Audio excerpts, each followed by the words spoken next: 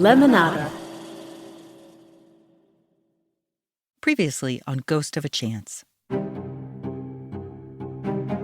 mean, there's this whole so-called science of the real estate industry where you have real estate economists developing these models that are saying, oh yeah, if there's one black person in the neighborhood, it brings down the property values this amount. I just want to be clear, this was not based on fact in any way. The Negro is not understood, and few are willing to take a little time and learn about it. Living in Minneapolis, you get that certain look, which is a suspicion. You know, who's that person all about? Harry Robinson dies. Was pioneer citizen, remains cremated. And in the 1960s, city and state leaders did something that would end up segregating the south side of the city even more. And Clementine Robinson could see it happening, right from the front stoop of her little house on the hill.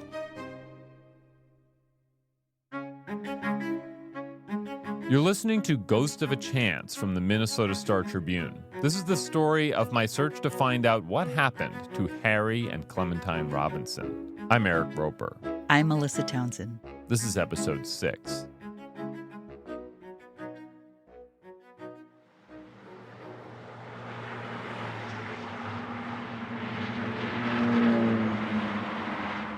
Eric knew that Clementine's little house in the Old South Side was right on the edge of a freeway. This is Interstate 35 West. We'll call it I-35W for short. But it wasn't until he pieced together her life that he realized she was there when it was built in the early 1960s.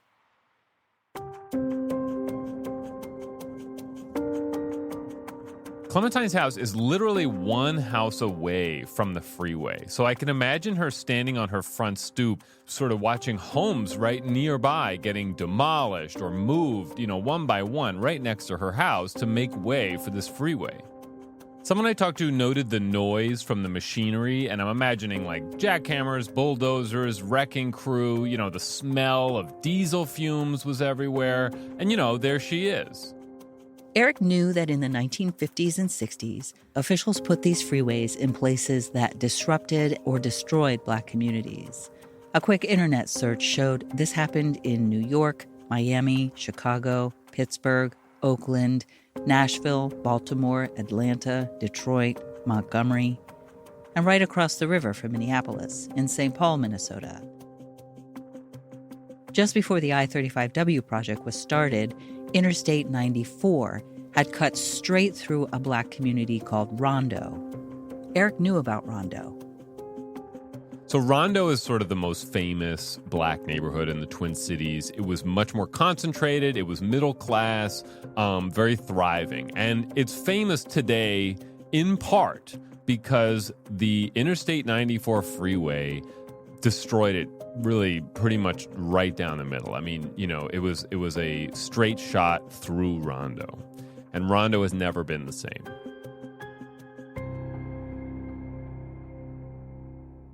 But I-35W wasn't built through the corner with all those black-owned businesses like the Dreamland Cafe and the Nacarema. In fact, several years ago, Eric had found a report written by a transportation consultant on the I-35W project. His name was George Barton, and it seemed like he was being very careful to protect existing neighborhoods. But then Eric started talking to people. We asked Greg McMore about I-35W when he came into the studio. You might remember Greg from the last episode. His roots in the Old South Side go back for generations. I want to talk a little bit about 35. So, do you remember what it looked like before it was a freeway? Yeah. What did it look like? A neighborhood. Those had African-American populations, and those were thriving communities where black folks lived and worked. In fact, Greg's grandmother's house was there. It was demolished to make room for the freeway. My cousin remembers when the state of Minnesota came to my grandmother's house, and that was our house. Everybody in our family at some point on my dad's side of the family, we all went through that house, 416 East 25th Street. And remembers when the state came, knocked on the door and said, we're going to buy your piece of property, which basically meant you've got to go. Greg said the freeway had a profound impact on the Old South Side community. And Eric realized that conflicted with what George Barton had written in his report about protecting neighborhoods. So in my head, I'm sort of thinking, okay, well, what happened? When Eric started looking into it, he came across a dissertation paper written by a man named Ernest Lloyd. So we reached out to him. My name is Ernest Lloyd, an African-American. I go by Dr. Lloyd for the most part. Dr. Lloyd is a transportation policy expert. He spent nearly 40 years working at the Minnesota Department of Transportation. And our conversation was great timing because Dr. Lloyd was in the middle of co-writing a book that talks about the building of I-35W. His co-author is a man named Greg D'Onofrio. He's a professor in history and urban planning in Minneapolis. For the last year or so, Dr. Lloyd and I have been working with colleagues on an edited book project called Human Tolls, Public Histories and Community Responses to Twin Cities Freeways. So Dr. Lloyd gave us a little history about the building of the freeways. The Interstate Highway Act of 1956 was the greatest public work project in the history of mankind, greater than the aqueduct to Rome. At that time, you couldn't even see it from space. That's how big it was. Starting in the 1940s, federal officials began talking about a national network of freeways. And if you can imagine, at the time, there were no interstates for cars and trucks. And then finally, in 1956, U.S. President Dwight Eisenhower signed the National Interstate and Defense Highway Act. It's a long name, but basically federal officials said, hey, states, we'll pay 90% of the cost to build new interstates. Most city and state officials thought that was a pretty good deal. But it wasn't as easy as it might sound. I found some newspaper clippings where local officials were maybe getting a little frustrated. I mean, everyone wants this super highway, but it has to be 6 blocks from their homes, and that's not possible. I mean, this is a city, and 6 blocks from your home is right next to someone else's home. It sounds like a classic case of NIMBY, not in my backyard. So there's a growing awareness in, the early to mid 1950s that this thing is going to take out a big portion of South Minneapolis. From his research, Eric knew other routes had been considered, which would have put the freeway in different parts of the city. Greg D'Onofrio told us he had heard that too. Many people you will talk to in the Black community in the South Side believe that Lindale Avenue was one of the alternative routes for 35W, and it was a very early idea that they considered, but it was discounted because it terminated at the northern end on what freeway planners called the bottleneck. Eric had heard about the bottleneck. Now, this bottleneck was famous. I mean, it was a big deal. But, it's also true that this route ran through southwest Minneapolis, and that's where Clementine used to live. And there's a chain of lakes, which is really the prime real estate of Minneapolis. And some of the most powerful people in the city live there. So I imagine that you're going to catch a lot of heat. I mean, we don't know what conversations they had with people, but I'm sure they were not wild about the idea of this freeway near Lindale Avenue. Now, given all those articles Eric had found about people not wanting this freeway to run right next to their homes, this made a lot of sense. So state officials began leaning toward that route that would run right next to Clementine's house. So here's the deal with that route. The core of the old South Side Black neighborhood would be on the east side of the freeway, and the white southwest area of the city would be on the west side of the freeway. And it would create a permanent barrier between southwest Minneapolis and the old South Side. It's about this time in 1956 that city officials hired that transportation consultant I mentioned. His name was George Barton, and he was from Evanston, Illinois, which is a suburb of Chicago. And I imagine that this freeway was such a hot issue that local officials wanted to bring in an outside expert to make the call. And he was hired to write a report reviewing the options that had been proposed about where to put the freeway through South Minneapolis. And that includes the route that would run right next to Clementine's house. In that report, George Barton talked about the freeway's impact on downtown and local businesses, taxable property and individual property values, but he never talked about race. He focused on neighborhoods. When it comes to the freeway dividing a neighborhood, he said a location which isolates a piece that is too small to become a self-sufficient unit is to be avoided. He said it would be a mistake to run the freeway in a place that would destroy an existing neighborhood, so he favored having it run between neighborhoods. So when it came time to look at that strip of land next to Clementine's house, we presume he looked for the neighborhoods. But in his report, he said he didn't have the information from the city that he needed to figure out where the neighborhood boundaries were. So he had to give his best guess, and to do that, he had to look at a lot of issues. But in the end, it came down to the area with lower property values. He said that, according to his expertise, low property values along this route are, quote, a clue that this strip of land may be a logical dividing line between communities, unquote. In other words, Barton said those homes next to Clementine's house weren't part of a thriving community. They were somewhere in between two different thriving communities. Dr. Lloyd said there wasn't a big public outcry from the Old South Side. According to the elders that I interviewed for my dissertation, they all are gone now, so they had little to no knowledge the highway was going to be built in the South Side. Dr. Lloyd said the whole process included only one official public meeting. And in that one public hearing, not a single person in that hearing looked like me. They were all white. City officials accepted George Barton's recommendation, and the decision was made to build Interstate 35 West on a route that created a 10-lane permanent concrete boundary between the predominantly white neighborhood and the predominantly black neighborhood. We'll be right back.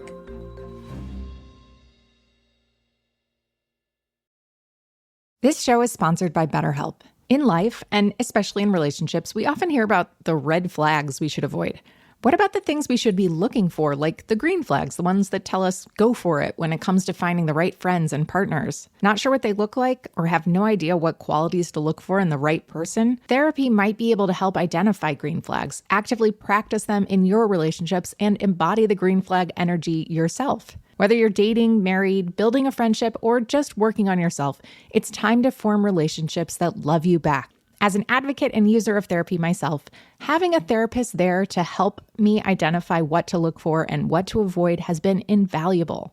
With BetterHelp, you get access to a diverse network of more than 30,000 credentialed therapists with a wide range of specialists, and easily can switch therapists anytime at no extra cost to ensure you have the right fit specifically for you. Discover your relationship green flags with BetterHelp. Visit BetterHelp.com/ghostofachance to get 10% off your first month. That's BetterHelp, HELP.com/ghostofachance. This message is brought to you by Cologuard, a non-invasive colon cancer screening test. Did you know that colon cancer is considered the most preventable yet least prevented cancer? When caught at early stages, colon cancer is survivable in 90% of people, so screening and early detection are key to reducing overall colon cancer deaths. That's why the American Cancer Society recommends that if you're at average risk, you begin screening for colon cancer at age 45, and a convenient way to do that is with the Cologuard test. The Cologuard test is delivered to your door and allows you to feel more in control of your colon cancer screening and do it on your own schedule with none of the prep that is required of a colonoscopy. Plus, the Cologuard test is affordable. Most insured patients pay $0, and if a follow-up colonoscopy is needed, this is covered by most insurance plans. So if you're 45 or older and at average risk, ask your healthcare provider about screening for colon cancer with the Cologuard test. You can also request a Cologuard prescription today at Cologuard.com/podcast. The Cologuard test is intended to screen adults 45 and older at average risk for colorectal cancer. Do not use a Cologuard test if you have had adenomas, have inflammatory bowel disease, and certain hereditary syndromes, or a personal or family history of colorectal cancer. The Cologuard test is not a replacement for colonoscopy in high-risk patients. Cologuard test performance in adults aged 45 to 49 is estimated based on a large clinical study of patients 50 and older. False positives and false negatives can occur. Cologuard is available by prescription only.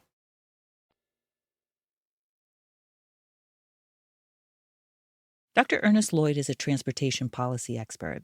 And he said there's one thing that highway officials always said to communities impacted by freeways. A highway technician always used to say, we're engineers, we know what's best for you. We know what's best for you. But it quickly became clear that the I-35W freeway was not in the best interest of the Black residents or the Old South Side. When George Barton said that that strip of land with the lower property values must be a dividing line between two communities, in some ways he wasn't wrong. It was the area between the white neighborhood and the Black neighborhood. But it was also more than that. It was one of the few areas of the city that was actually integrated racially.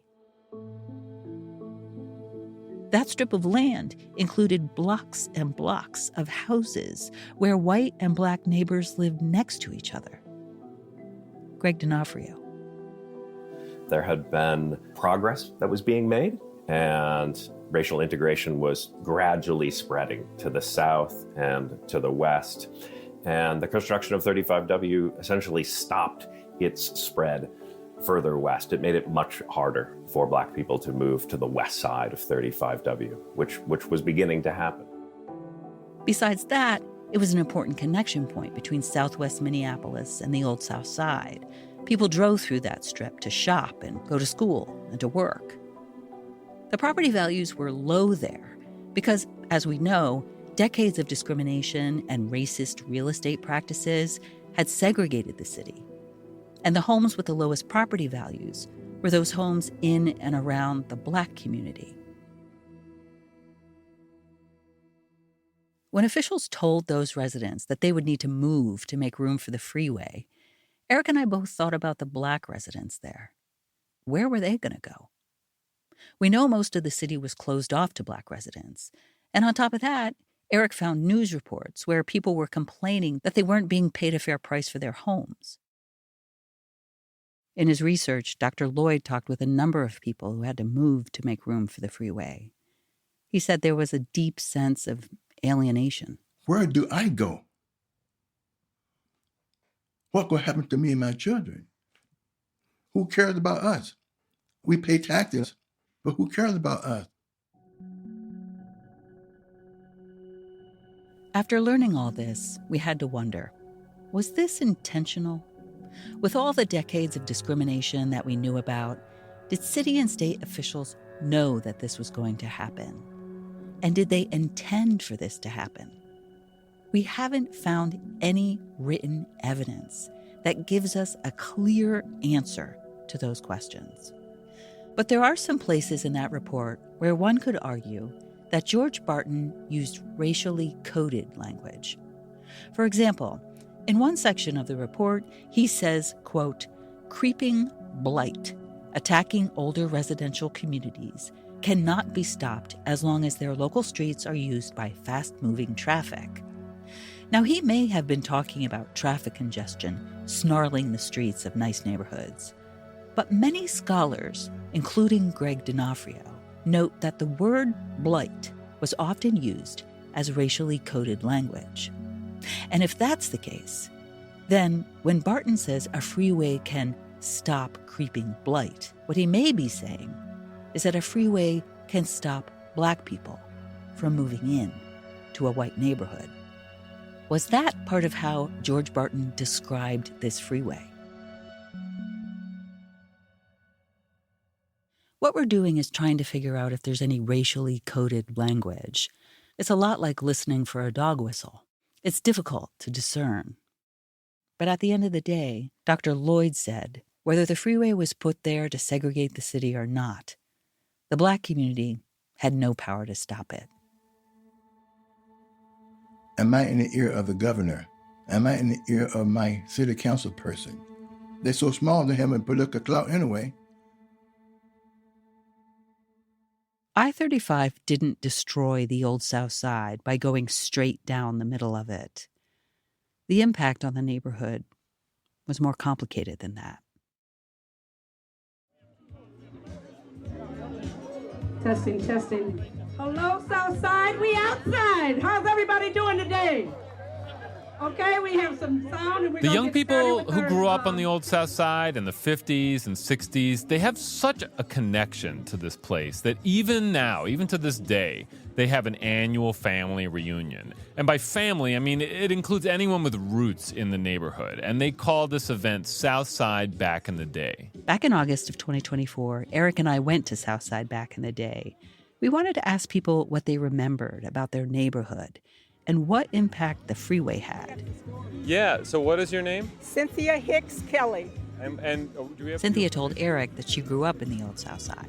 We used to have Mr. Rubin used to be on 33rd and 4th Avenue, and he was from Alabama, so he made sure that all of the foods that we had from the South, he made sure that we could get them on 38th and 4th Avenue at Rubin's grocery store. Okay. And everyone knew that's where you could go get the good collard greens.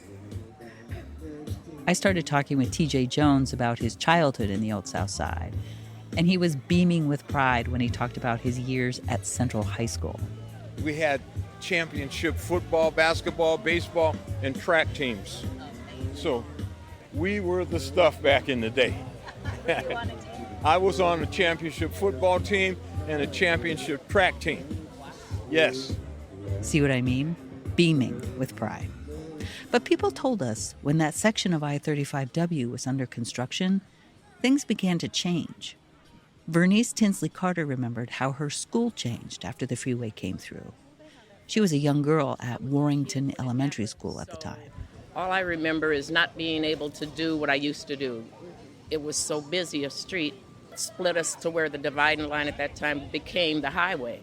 So then you had to go to whatever school was on that side and whatever school was on this side. So your school friends are gone. So your sense of community is also gone again, because that school was your community also. So yeah, it was horrible. When I told Eric about Vernice, he said he already knew. The freeway had had a huge impact on the schools. Warrington Elementary School shut down in the mid-1960s, and part of the reason for that is that it's too segregated. So they lose their elementary school. And 13 years later, a second school in the Old South Side closed. Bryant Junior High School, which Prince attended, the musician, that closed in 1978. And then, just 4 years later, the high school closed. Central High School, which is like still a point of pride for many people in this neighborhood, closed its doors in 1982. People today still talk about these institutions. That was the school where TJ Jones was on the championship football and track teams. The anchor institutions for black families were closing. Craig McMore. 35W going through South Minneapolis truly created segregated neighborhoods. I don't see there being much difference between that and the Berlin Wall between West Germany and East Germany. Once that stretch of the freeway opened in 1967, people had a quick route to the growing suburban communities. So over the next couple decades, many families moved from their city neighborhood out to the suburbs. We know from Dr. Lloyd's research that the Old South Side lost nearly 20% of its population between 1960 and 1970, after the freeway went in. Greg D'Onofrio told us most of the families who left were white. People who were white had the privilege to move wherever they wanted. Many of them moved to the suburbs, and for them, the freeway was a benefit. It enabled them to live in the suburbs and work downtown and commute between the two, and they reaped the benefits of this. Eric and I spoke with a woman named Colnice Hendon. She grew up in the Old South Side. She was just a young girl when the freeway went in. I just remember having friends that moved to the suburbs, and it meant that, we would have sleepovers, how girls do. And instead of going a few blocks to their house to spend the night, I would go out to Golden Valley, or I would go out to Maplewood, or, wherever they had moved. Colnice's family stayed in the Old South Side. But Greg McMore told us, with so much loss, it was hard to maintain the thriving community that they once had. And it's interesting because even to this very day, you can look at the economic difference between all the neighborhoods on the west side of the freeway and the neighborhoods on the east side of the freeway. That transportation consultant, George Barton, said it was a bad idea to divide neighborhoods so that they were so small they couldn't survive on their own. But that's exactly what happened to the Old South Side. We'll be right back.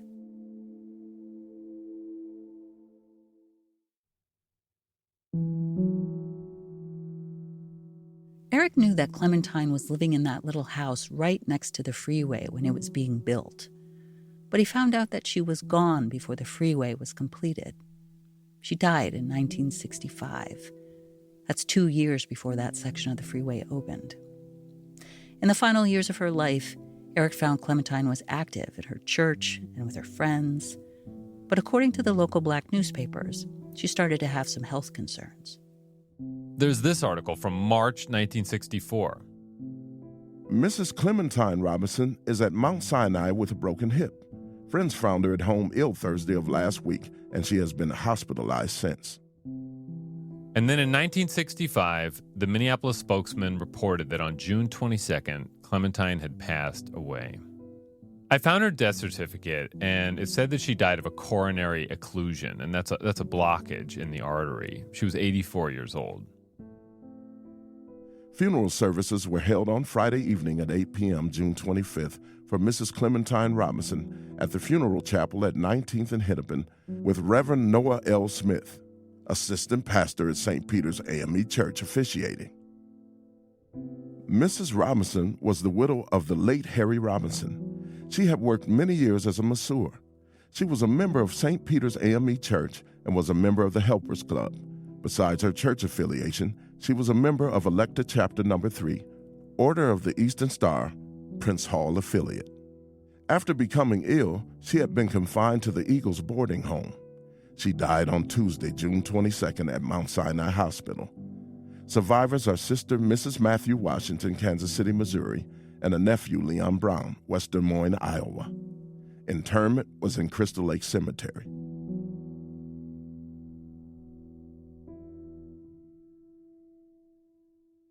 Clementine was gone. Eric wanted to see the place where she was laid to rest.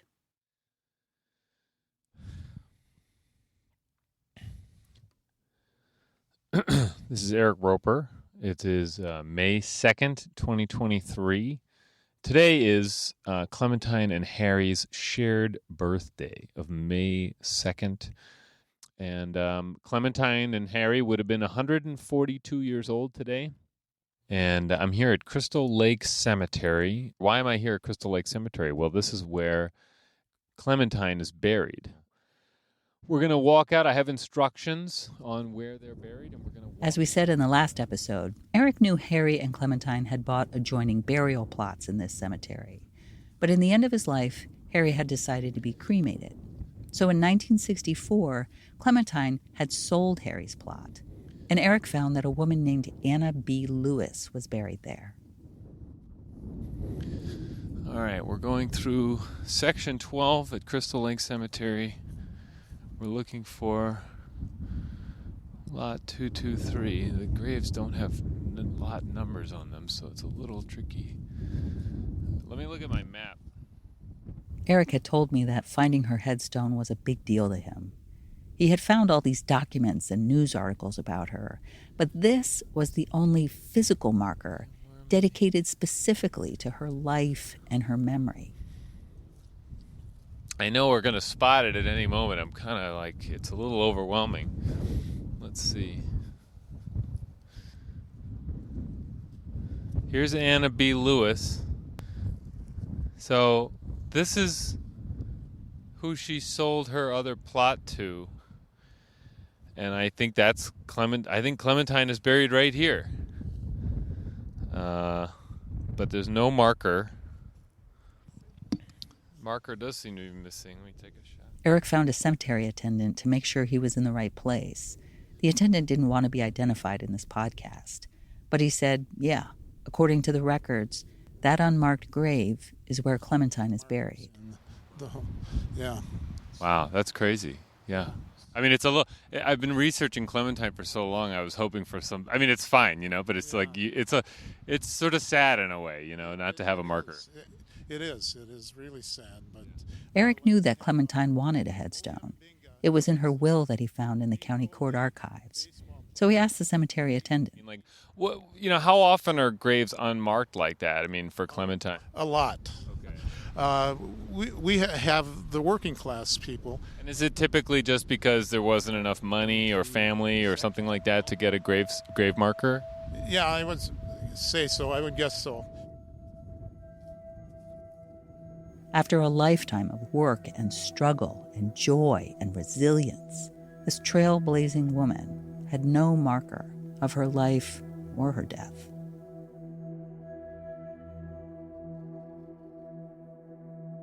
Eric knew that Clementine wanted a headstone because it was in her will. When Eric and I were back in the studio, I asked him what else was in her will. So he pulled it up on his computer. Yeah. So she had written this will in 1960. Now, she didn't have any children, so there's no direct descendants to take her things. So she left the bulk of her belongings to her sister Laura in Kansas City. This is like her jewelry, silverware, linen, dishes, household furnishings, rugs, draperies. And then she left $10 to her sister Lady Bailey, who by the time of Clementine's death was also deceased. And then there's a little mystery in here, which is so intriguing to me. It says, I give and bequeath to my friend Leola Davis one small diamond ring. And when we look at the relationships, when it's listed in here, it lists Leola Davis as a stranger, which is, I think, just a technical term, meaning they're not related. Eric had spent quite a bit of time imagining who this Leola Davis was and why Clementine may have given her her ring. Over the course of 4 years, Eric had found a number of people named Leola Davis, but none of those leads ever panned out. Until, just before we were finishing this podcast, Eric found someone he thought might be Leola Davis's brother. His name is Larry Davis. So Eric emailed him, and he asked, hey, by any chance, did you know a woman named Clementine Robinson, maybe when you were a kid living in the old South Side? And then Larry sent me this email saying, like, oh, of course I remember Mrs. Robinson. And I just, like, nearly fell on the floor. I mean, I was like, wow, after, like, 4.5 years to find somebody who knew who I was talking about. And he was so young, too. I'm kind of surprised that he remembers as much as he does. This is incredible. It turns out when Larry was a little boy, he lived right next door to Clementine. So Eric made a plan to meet up with him. Test. All right. He lives right across the river in St. Paul. As I said, like after 4.5 years, you were the first person I ever met who had ever known of Clementine, which blew my mind. And I didn't know that was her name. Okay. She was just Mrs. Robinson, the lady next door. I know that my mother and father looked out for her. That was just their way. Yeah. Be careful with Mrs. Robin, don't go running up into her yard. I do remember, hello, Mrs. Robinson, how are you today? I don't think I ever saw her go down her steps. Larry told Eric that he didn't know Clementine very well, but his sisters did. I would say Lenora probably knew her the best. Now, I do, and I remember myself, Lenora, going over there a lot. And I know that she used to help her clean.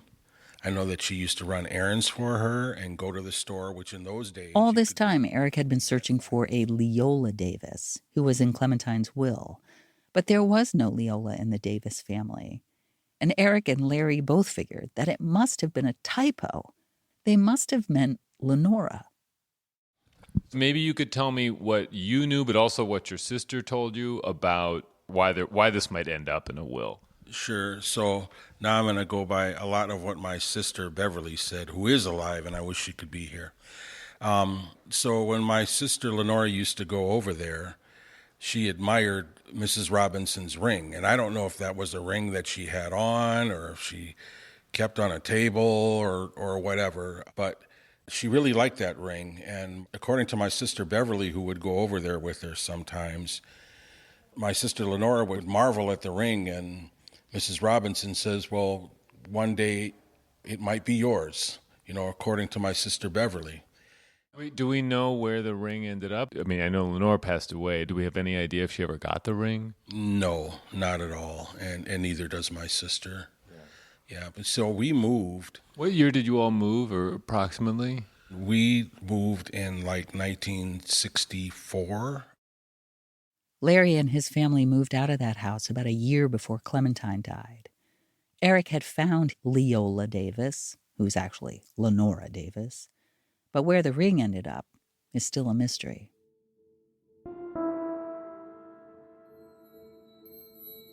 There was one more thing that Clementine left in her will. It was her house. So I asked Eric, what does the will say about her house? She left her house to her nephew, Leon Brown. And Leon Brown lived in Des Moines, and he had come to the house earlier, like in 1953 or so, with his newly adopted son and wife. Now, Leon and his wife passed away in the 1980s, but his granddaughter is still alive. She is Clementine's great-grandniece, and her name is Natalie Lampley. She lives in Iowa, and I talked to her, and she didn't know anything about Clementine or Harry or the house. Eric spent days trying to figure out what happened to Clementine's house, and finally he found out it was never passed down to Leon Brown or anyone else. And he told me why. So the same year that her husband dies, Clementine starts getting $71 a month in old age assistance. So old age assistance was cash assistance that elderly, poor people could qualify for. And it was to pay your daily life bills. And then if you got a medical problem, then it would pay your medical bills. It was a state program that was administered by the counties, that was subsidized by the federal government. But there's a catch. So then they would put a lien on your house in order to sort of recoup the costs of that program. When you die specifically? Right. So as soon as the home is sold upon death, then it is recouped. Some people call it a clawback because, the county and the state are clawing back what they paid. So when Clementine passed away, the county tallied up how much she had used of the assistance and then seized her assets to pay for it. This was the policy for anyone who was receiving aid because they were low income. Eric found the modern-day program that replaced part of Clementine's old age assistance. It's Medicaid, and it still has a clawback policy. There's sort of an interesting almost morality question here of we're going to have a program that's going to have a big safety net for people, but should we then get it back at the end? And it's still an open question. Is that the way we should be running welfare programs? So at the end of Clementine Robinson's life, she had no marker on her grave and nothing to pass down. This is almost like the final ledger of what did Harry and Clementine's lives add up to monetarily. And literally in her probate document, it says it amounted to zero. I mean, it says the balance of personal property on hand for distribution is listed as nothing. Eric told me before he knew all the details of Harry and Clementine's lives, the reporter in him might have looked at that zero and said, well, not much of a story here. But now, that zero stands for so much more. They are the first generation removed from slavery, and they made great strides here in Minneapolis against pretty tall odds. But it's clear that for Harry and Clementine, their progress was constantly interrupted by racism. And when you think about that happening, not just to them, but to thousands of black people throughout that time, then you realize that that has shaped the city that we see today. This was a new realization for Eric. Maybe you could say this is something that Harry and Clementine passed down to him. Their lives ended up being a journey for me to understand things that I kind of wasn't really too, I'll just be honest, maybe interested in researching. It was just, this was not a topic that was really on my radar. And then because I love history and I live in their house, I was like, oh my God, this is fascinating. And so suddenly to me, it was this very important revelation about so many different things. And so, that's what their life has meant to me. In our conversations with historian Kirsten Delegard, she would often say, it didn't have to be this way.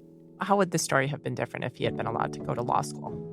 He would have gone to law school. He would have been in practice. They would have bought a house. It would have been paid off. How would the story have been different if he had been allowed to go to law school? What if they could have stayed in that house that Eric owns now? What if they could have helped build a tight-knit, integrated community here? What would the city look like today?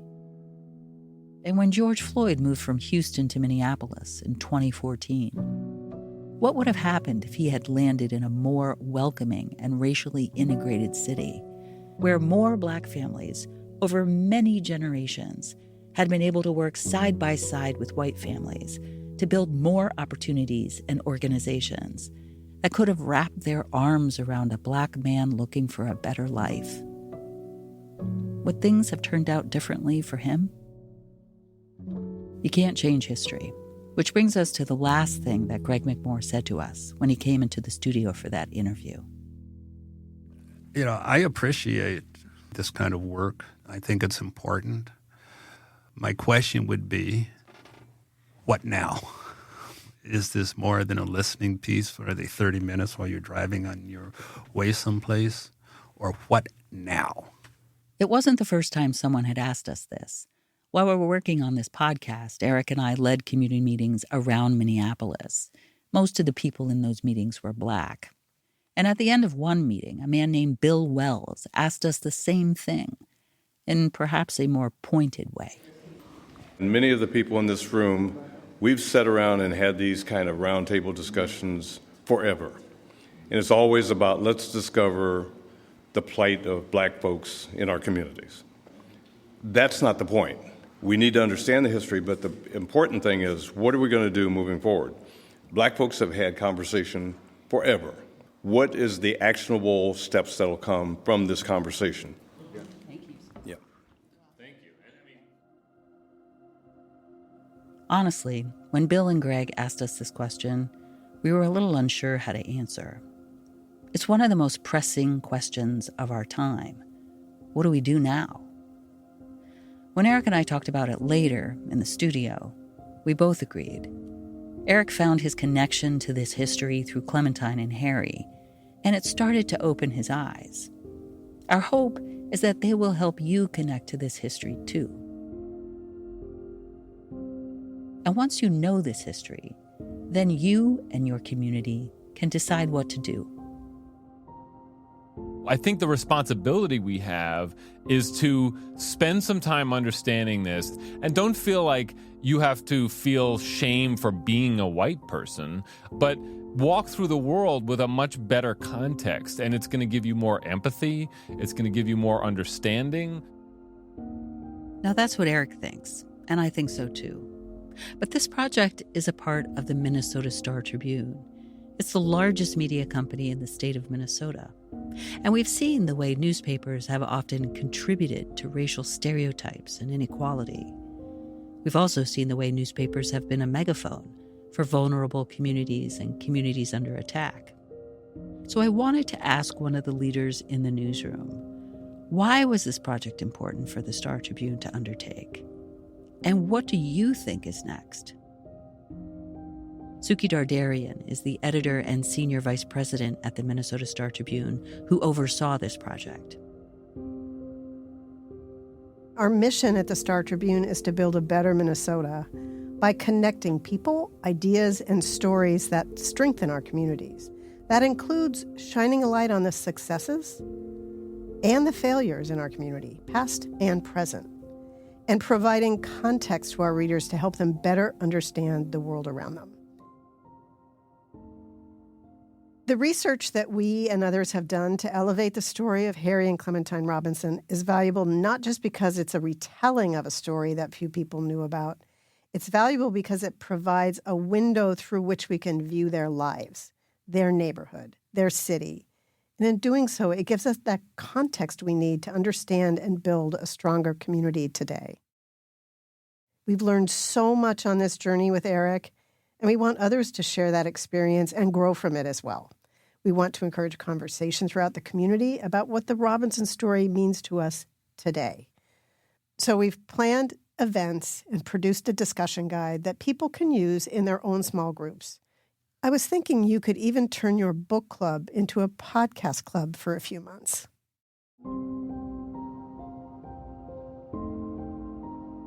In Minnesota today, There are racial disparities that are extremely wide in wealth, income, home ownership, educational achievement. And Harry and Clementine's story helps us understand why. Good work has been done over decades to address these problems, and the murder of George Floyd in South Minneapolis fueled some of that effort. But there is more to do.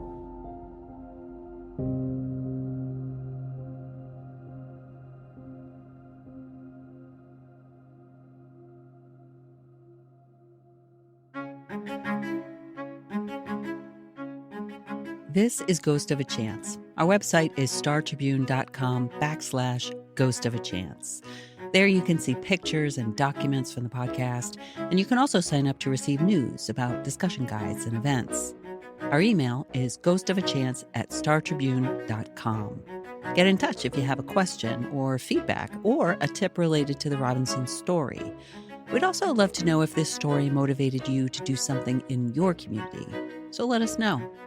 You can help pay for this incredible story and others like it with a subscription to the Minnesota Star Tribune. Go to our website, startribune.com. Ghost of a Chance is reported by Eric Roper and written and produced by me, Melissa Townsend. Our executive producer is Jenny Pinkley. Our editor is Mary Jo Webster. Fact-checking by Eric Roper and Mary Jo Webster. Sound design by Marcel Malikebu. Our contributing editors are Star Tribune Managing Editor Maria Reeve and Star Tribune Editor and Senior Vice President Suki Dardarian. Legal review from Randy Lebedoff. The art for our show comes from Anna Boone and Brock Kaplan. Special thanks to Kendall Harkness, Zoe Jackson, Laura McCullum, James Schiffer, Nancy Yang, Casey Darnell, Laura Ewan, Tane Danger, and members of the local community who served as our advisors.